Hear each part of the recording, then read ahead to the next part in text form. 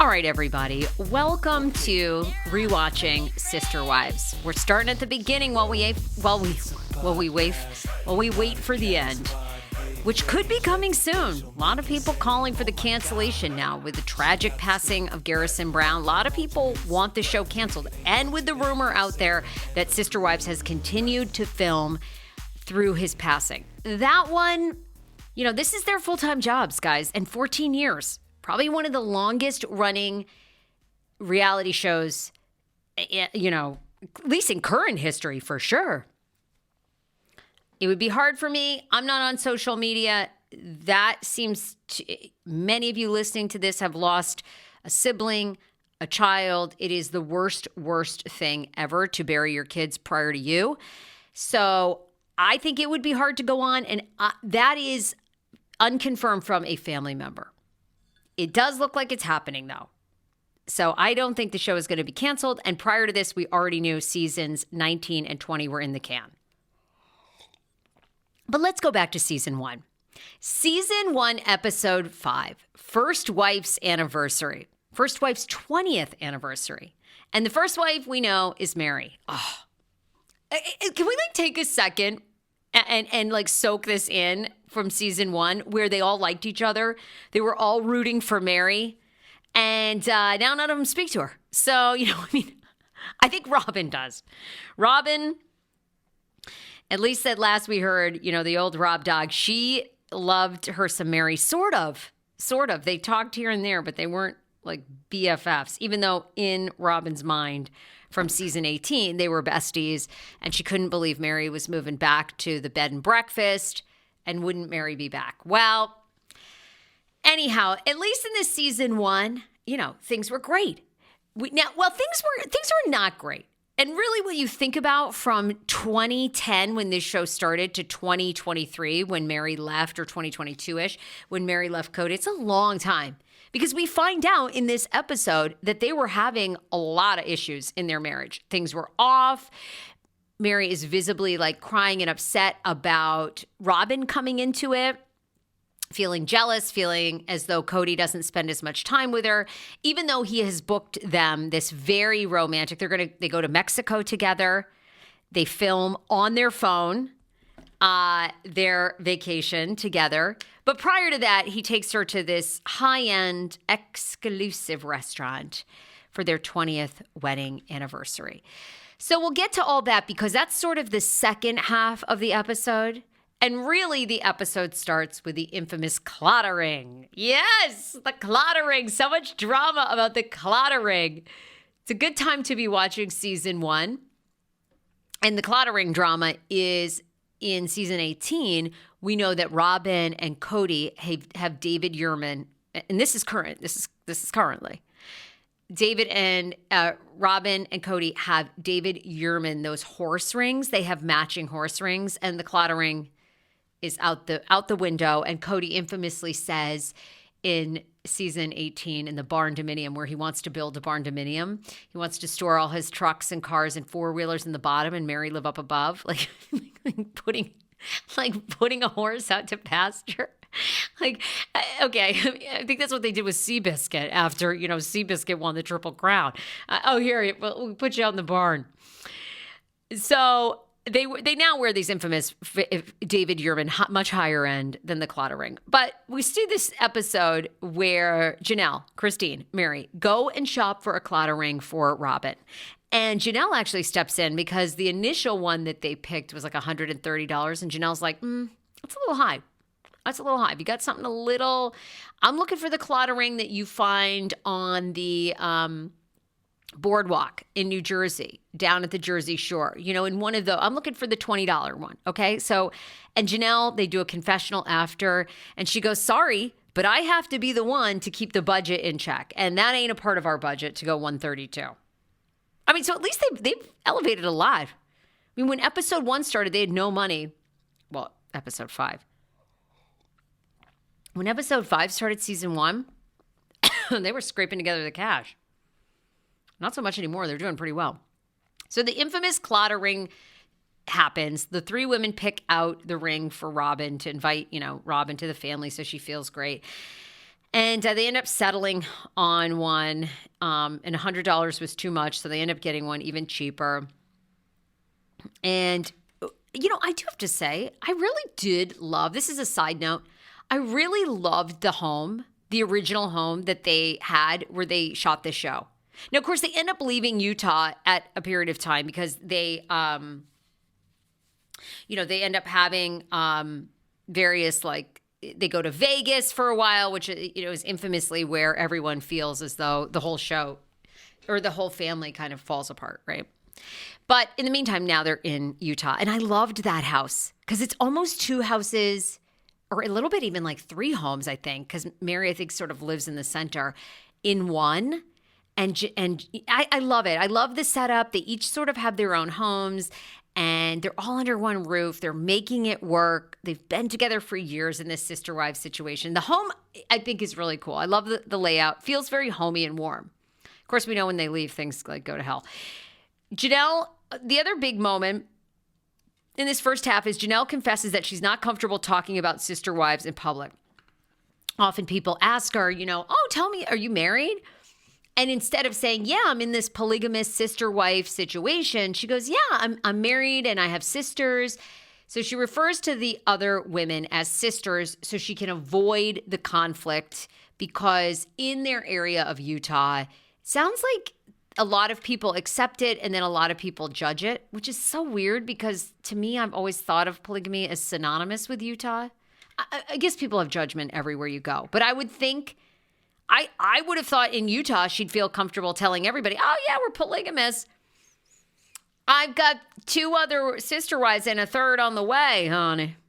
Like there's four of us. I would have thought in Utah that is the place where you would feel comfortable letting it all loose. We're part of that P tribe. She apparently is not. Then we have this very intimate moment which I thought was also great. And I wish we saw more of this side of Kody. When did Kody switch? That's what I want to know from you guys. What season did Kody switch? Because Kody has a very intimate conversation with Mariah, who is now Leon.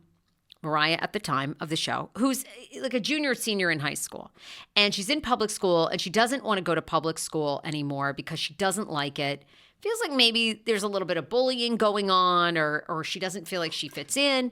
And she wants to go to this Christian polygamy school, which is homeschool kids, but they've almost created their own school, which is very popular. I have family members that do this in Maine, not part of the Mormon sect, but hardcore Catholics. And they all get together with other homeschool kids. So she wants to go there. And Kody seems actually quite reasonable in this episode and says, no, I don't think that's a good idea. You want to go, because she says, I want to go to Annapolis, the Naval Academy. I want to join the Navy. I want to go to the Naval Academy in Annapolis. Very hard to get into. I've also had family members that have gone there. Incredibly prestigious. I mean, I have 27 first cousins. I'm almost like a polygamist, but my mom was one of 10, so that all from the same guy, but we're getting the same vibes. You know what I'm saying? So I've had cousins, many cousins that have gone to Annapolis Naval Academy, very, very prestigious and relatively tough to get into, I believe, unless you are legacy, which means your parents went.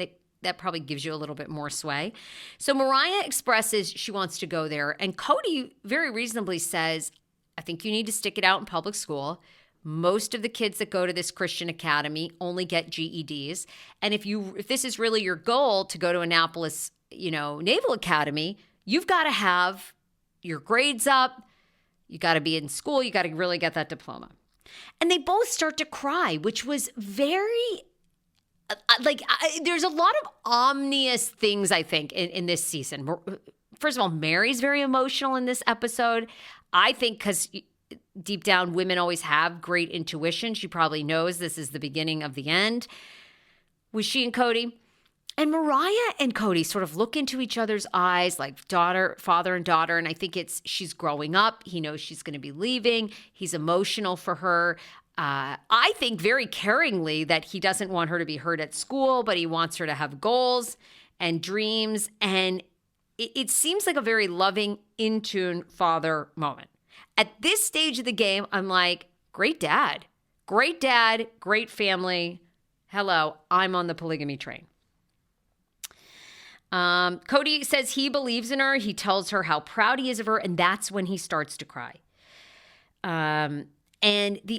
So such a beautiful moment. And then when they go to end this scene, Meri says, oh, that was so nice. I'm so glad this went well. This was sort of the surprise we wanted to talk to you about. And he goes, oh, I thought you were going to tell me you were pregnant. Ugh. Punch in the gut to me.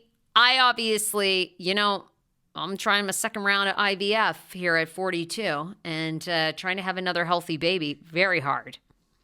Very hard. So I take it a little bit as he's always, I think, jabbing Meri a little bit about when are you going to do something? When are we going to do something about getting you pregnant? And we learn more about that in this episode as well. Okay, so that felt like a little bit of a punch in the gut. We're introduced to Kody's hair.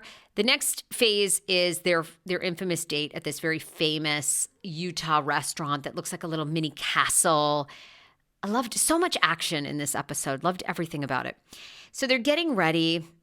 Meri looks so great. She looks just adorable. She's in a little dress that's blue and white, and Kody's getting ready. And we're really introduced to Kody's hair, which has throughout the years, as some of you Uber fans know, been dubbed the fifth wife because Kody loves his hair. And we find out why.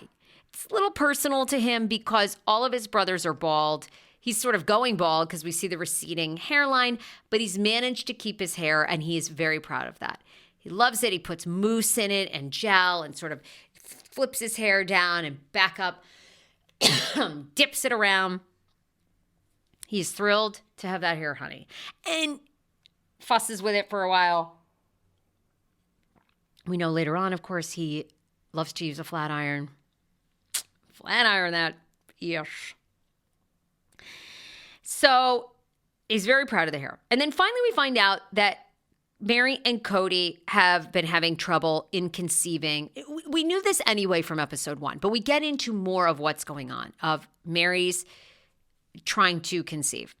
And Meri has unexplained infertility.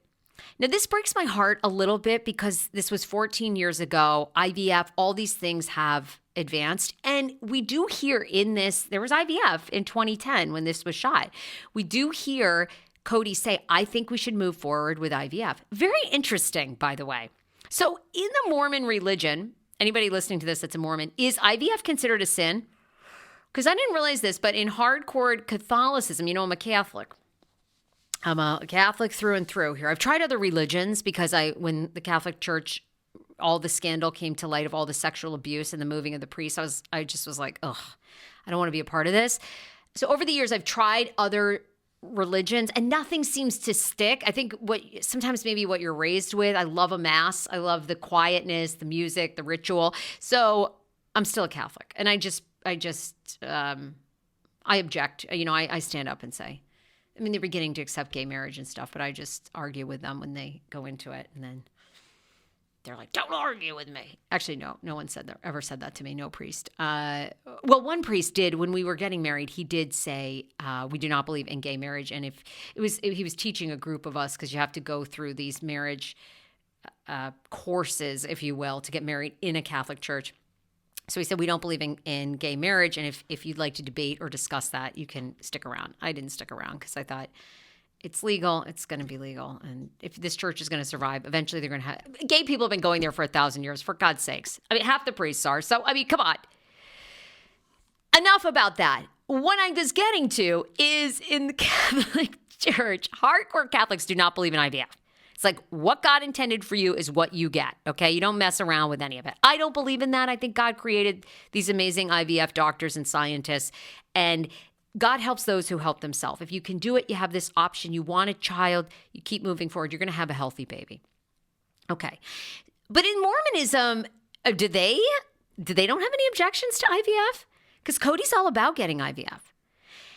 And in 2014, we know 2010, Meri had gone to doctors, specialists. No one could figure out what was going on. And we see as they get ready to go on their romantic dinner and then on their trip, their 20th anniversary trip, they're having problems in their marriage. And one of the big discussions for them is this: are we going to have another child because time is running out? So at least we know the backstory of Meri's unexplained infertility. Now, Meri also brings up at the dinner that she has jealousy issues and actually creates a scenario where she says to Kody, how would you feel if I took on another husband? And I had 2 husbands. And Kody says it would make me sick. It would make me sick. Meanwhile, he's got 4.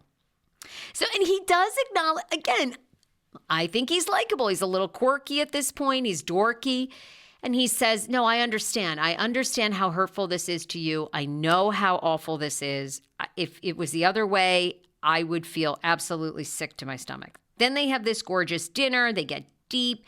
She says she stays for her entire family. All of the babies she considers hers. He apologizes that heartbreak happens in this process of polygamy and declares his love for her. And she's crying. I thought it was like a beautiful scene. They're at this dinner. They're looking into each other's eyes. And you think to yourself, all right, what? Still, I think this. I mean, huge achievement to be married to the same person for 20 years. So they really seem to have this. They have a conflict. They have repair. In that scene, I thought this is like a healthy, really good relationship. And he seems really into Meri. At this point, the only person, of course, because I've fast forwarded ahead, we all have seen season 18, that he doesn't seem super into, although was very attentive to her when she had Truly, is Christine. That's the only one you see a little bit, I think. But at this point, he seems very much in love with Meri. Then they head off to Mexico. And Christine says that being in a polygamist relationship, they're very supportive of Meri, and that anniversaries and birthdays are absolutely key because this is time alone with Kody. And it is very difficult to get time alone with Kody, I'm sure. I mean, he has multiple children at this point, and they have 14 or something. 13, I believe. And then they're going to get 3 more with Robyn, and then they have 2 more. So anyhow, it's anniversaries and birthdays are a huge deal. Christine makes it known in the polygamy sect. Then they go on vacation to Mexico, and it's shot by home video, right? Home video. Like their cell phone video. They don't have a camera crew at this point, no budget. Although fast forward to season 18, this show is like a monster multi-millionaire show. They still have 0. I mean, the budget for the cameras is actually just as bad as 2010 as season 1. Are they drinking, by the way, in Mexico? Or are these mocktails? Because I thought they didn't drink alcohol until recently. But it looks as though they're at the resort bar sitting there having a cocktail. And that is when Kody brings up to Meri and he says, I think that we should start IVF. And he sort of starts to tear up again, cry. And he says, this is it. This is like the breaking point. And he talks about the miscarriage stuff. And the miscarriage stuff hits me. You know, they got pregnant and then a little beyond the first trimester, they lost the baby. And Meri does not really have any interest in IVF. I'm so curious. I really want to interview Meri. I want to interview every single individual on this show. But does Meri have any regrets about that? Does she wish she'd gone back and done IVF? She doesn't seem that into it. And I was curious why. Was she didn't think it would work, afraid of it? Why? But she's not really that into it.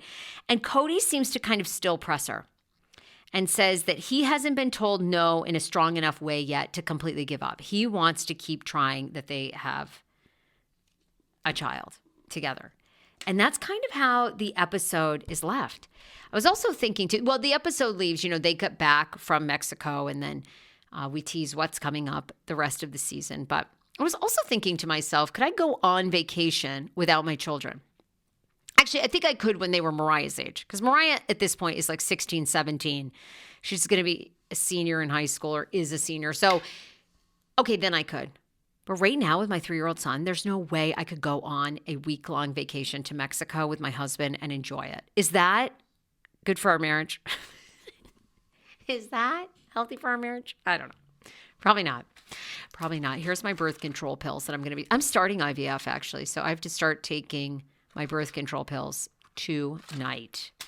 Little reminder there. interesting for me personally that I'm starting IVF. They're conversing about IVF. Anyhow.